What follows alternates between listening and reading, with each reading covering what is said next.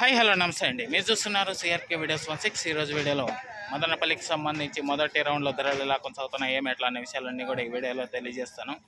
Late లేకుండా అందరూ like కొట్టేసి చూసేయండి.